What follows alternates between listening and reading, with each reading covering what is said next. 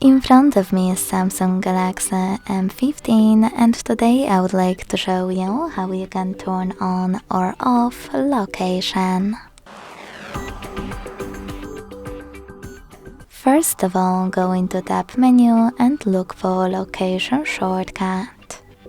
When you find it, click on it.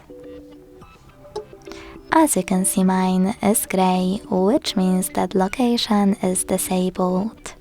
To enable it, hit the same icon again. You can also go into Devices Settings and scroll down to access the Location section. Then click on it and tap on this switcher at the top to manage it. Thanks so much for watching. If you enjoyed this video, leave a like, comment and subscribe. Bye!